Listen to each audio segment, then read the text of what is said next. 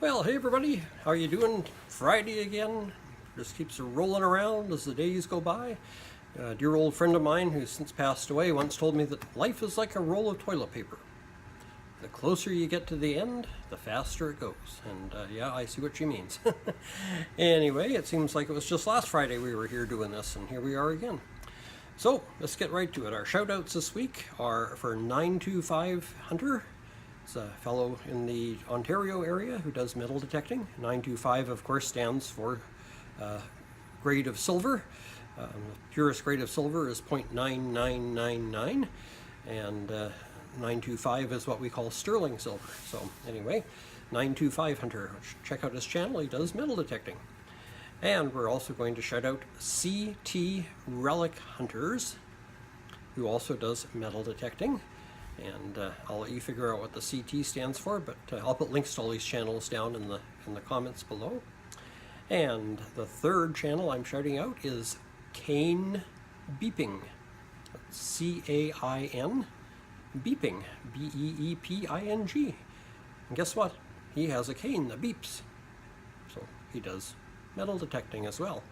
So there you go. There's your three shout outs for this week.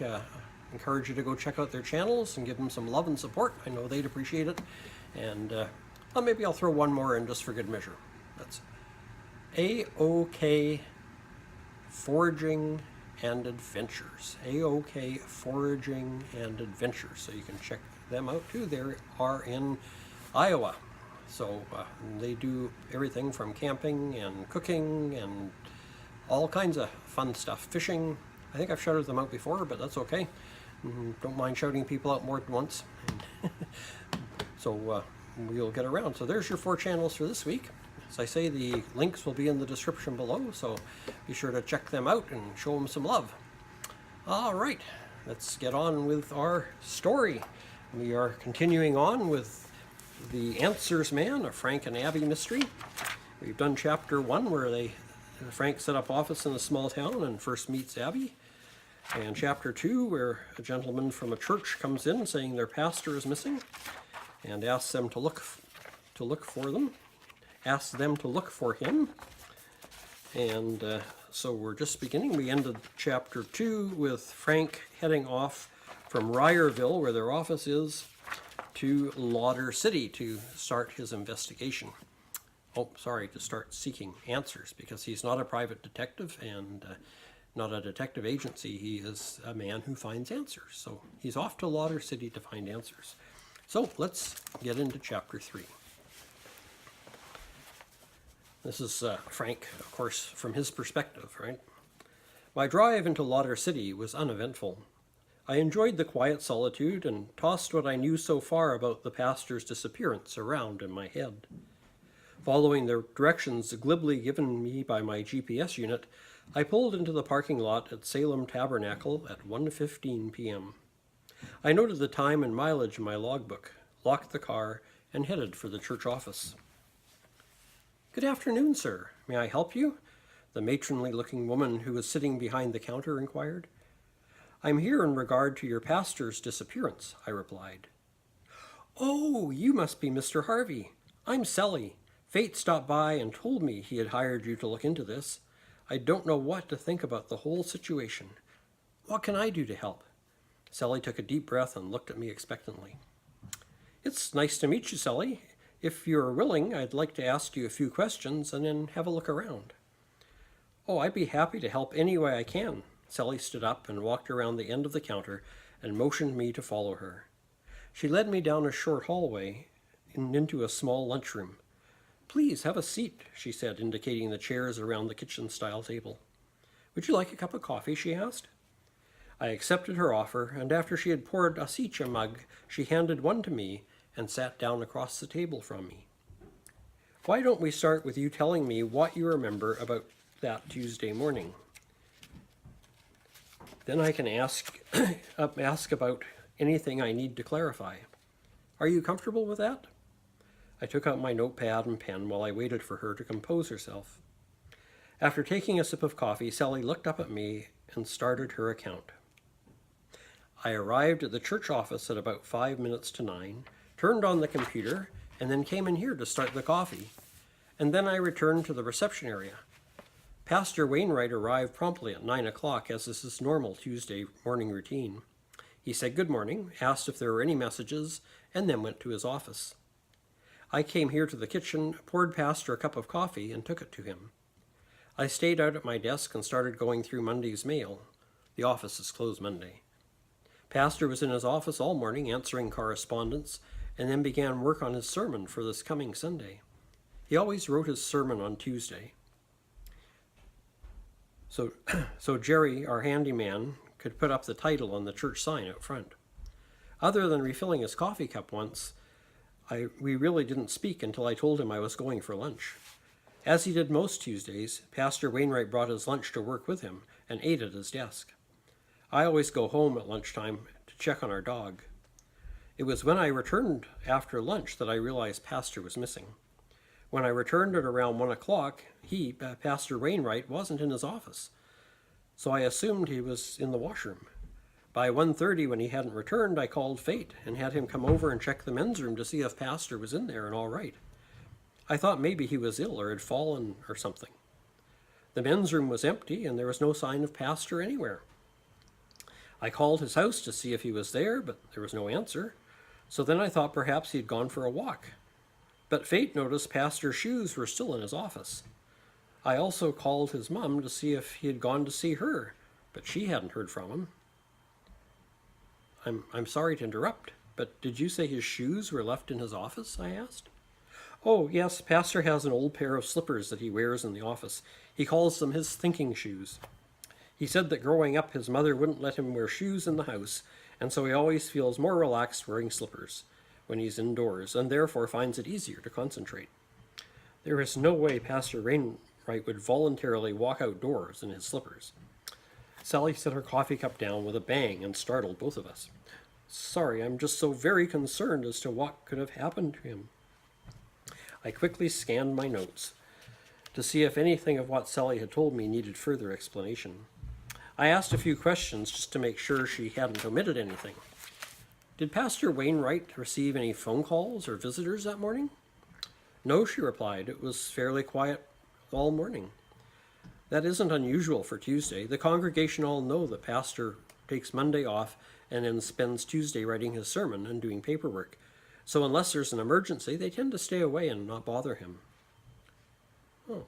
When you left for lunch, did you notice any other vehicles in the church parking lot? No, there was just my minivan and Pastor's Honda. And to save you having to ask, I also did not see anyone around the church property. She looked me right in the eye and asked rhetorically, what on earth could have happened to him? I rose from the table, thinking to myself that I was likely forgetting to ask a lot of important questions, but none came to mind. We went to Pastor Wainwright's office, and I had a look around, but nothing seemed to offer a clue as to what happened. I thanked Sally for her time as we walked down the hall to see what happened.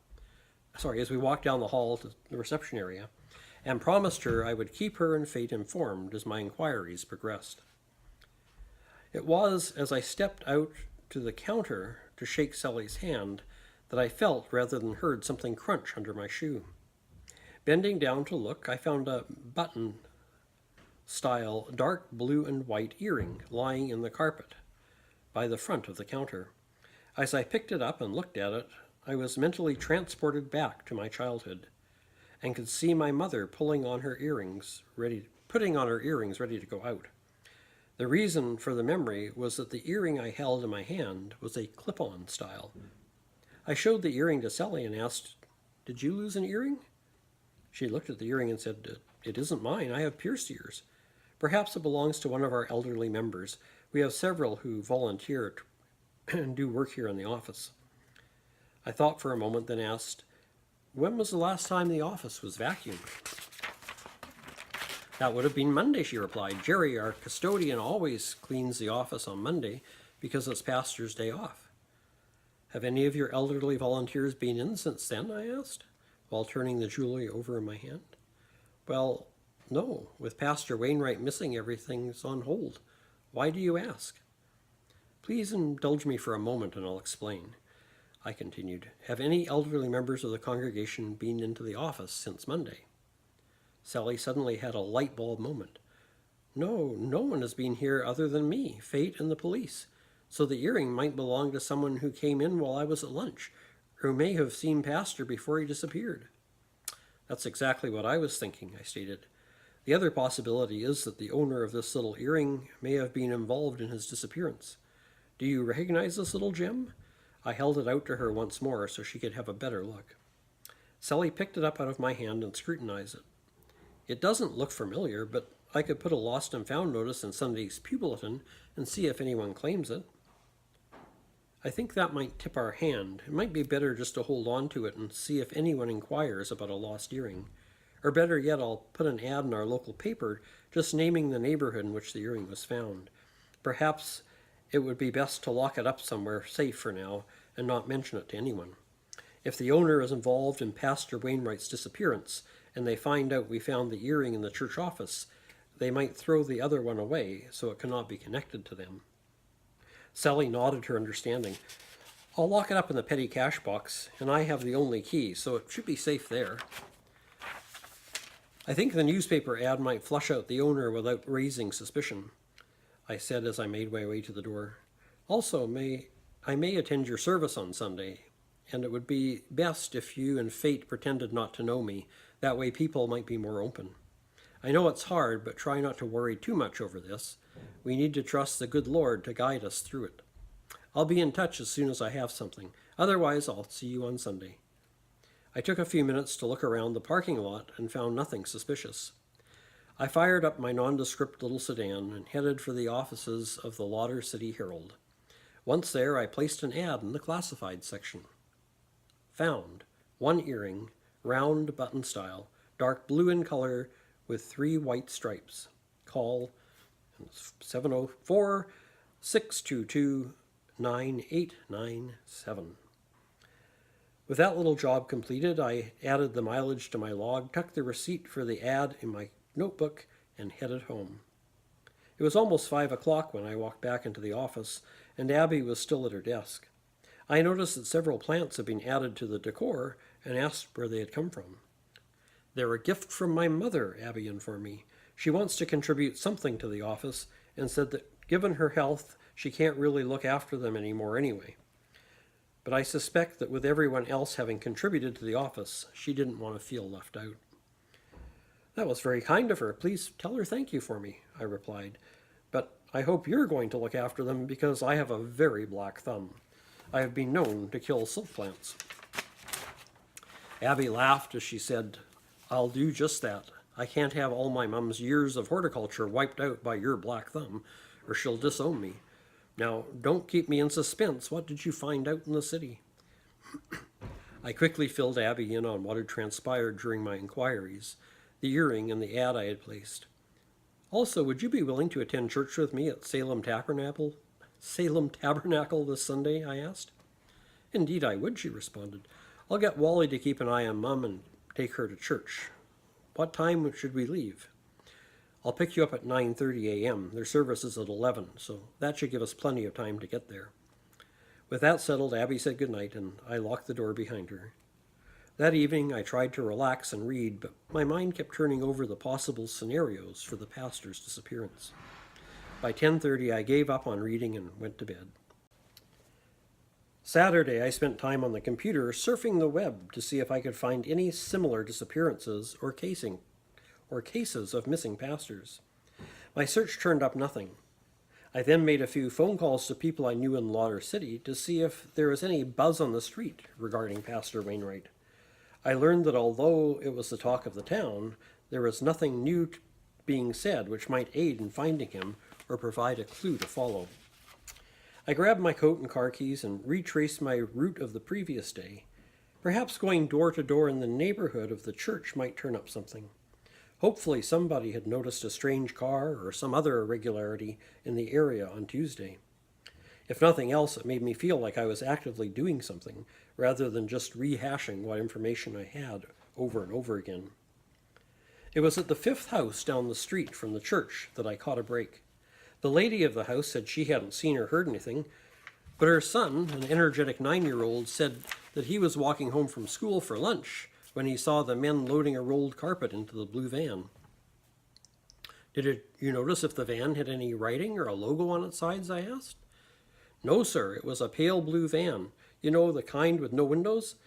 They had it backed up to the side door of the church. I saw the men put the carpet in back, and then they closed the back doors, got in the front, and drove away. Does that help? He asked.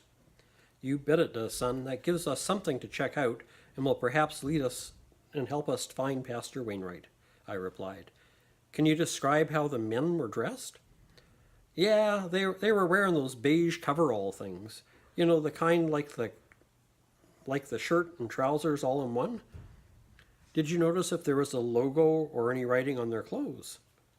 Not that I could see, but then I wasn't all that close. I gave the young lad a $5 bill as a reward for his information, thanked him and his mother for their time, and headed back to my car. I sat there at the curb for several minutes, pondering the information I had just gathered. It seemed very likely I had just uncovered the method by which Pastor had been taken from the church. Once back at the office, I took time to organize my notes and write out what I knew in point form. The question was where to go from here. I couldn't very well drive around Lauder City looking for a pale blue logoless cargo van. There was quite likely a few of them, and it would take forever to check them all. I picked up the phone and called Sally and Fate. They confirmed what I already suspected, that no carpets had been removed from the church. In fact, the only area carpet in the building was the large doormat in the foyer of the office. Do you have a professional cleaning service provided for that rug? I asked, thinking maybe they had been there to exchange the dirty one for a clean one. No, when it gets bad, Jerry takes it out back and scrubs it and hoses it down, Sally told me. Can you think of anyone who owns a pale blue cargo van? Either a church member or perhaps someone who's done contract work at the church? I inquired. Again, I got a negative reply. My big break was going nowhere fast. I knew it was somehow, Still I knew it was now looking more and more like Pastor had been kidnapped. I said my goodbyes to Fate and Sally and hung up the phone. I sat at my desk trying to decide the best avenue to pursue regarding the blue van. I suddenly realized that it might be a rental. I'd get Abby to check it out first thing Monday morning. And that's the end of Chapter 3. So we'll pick up Chapter 4 next week as we continue reading The Answers Man, a Frank and Abby mystery. So there we have it. Hope you've enjoyed that. And now, I probably noticed this week that my little buddy hasn't been here to meow and get his picture in the in the video, but he's around somewhere, I don't know where. Anyway, I imagine now you're all waiting for the groaner of the week. Well, sit back, relax, close your eyes, lubricate your vocal cords, and get ready, because here it comes. Well, there's a mining company that was starting a new mine in an area where a seam of ore had been found. And of course, they were hiring locals to help work in the mine. And there was two brothers that lived in the town that were not the brightest birthday candles on the cake, so to speak. And they both needed work, so they went and applied. And when the time came for their interview, the first brother went in to interview, and the human resources person for the mining company asked him the normal questions. And then he said, "Do you have any experience mining?" Well, of course he didn't, but he figured if he said no, then he wouldn't get the job. So he said, "Oh, yeah, lots of experience mining." "Oh, okay. Well, what kind of mining were you involved in? Was it deep mining, with working underground, or was it open pit?" And the fellow says, "Oh, it was deep mining." Because even though he wasn't too bright, he realized that the mine that they were going to open here wasn't going to be open pit. It was going to be a normal mining operation. "Oh," I says, that's good. He says, "Well, how deep were you down? How far down in the ground was your mine?" And he says, "Oh, it was pretty deep." "Well, yeah, that's interesting. It's pretty deep, but how deep?" "Oh, it must have been 800-900 feet at least." "Oh, okay. Well, thank you for your time." And he says, this mine is going to be several thousand feet deep, and so we need people with that kind of experience in deep underground mining. So 800-900 feet's not going to gonna do it. But thank you for applying, and if we really get desperate, we'll give you a call. So he walks out, and as he goes through the waiting area where his brother's sitting patiently, stops and tells his brother, "If they ask you if you have any mining experience, say yes." His brother looks at him, "I've never been in a mine." "You idiots, just say yes, because they won't hire you if you don't have any experience."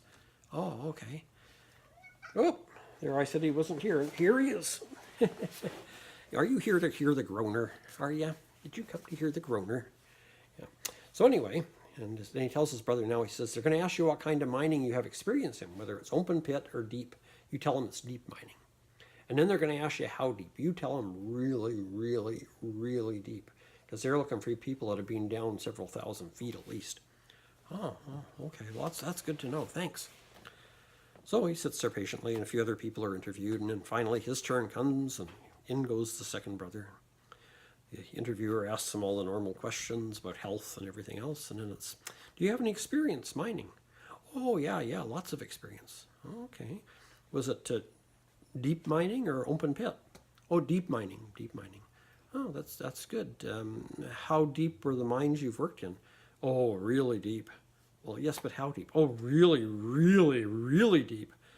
"Really? Well, can you give me a figure, like, how deep?" "Oh, over a mile." "Wow," says the HR manager, very impressed. "That is deep." He says, "Hey, you know what? With your experience, perhaps you can help us with a decision we're trying to make." "Well, yeah, I'd be happy to help," says the brother. "Well, what kind of lighting did they use in the mine you were at? Was it electrical or gas?" The brother looks at him and says, "Well, how the heck should I know? I was on the day shift." There you go. There's your groaner for the week. Have a great week, everybody. We'll see you on Tuesday for our normal cooking and baking video. And until then, have a wonderful weekend. Take care, stay safe, and God bless.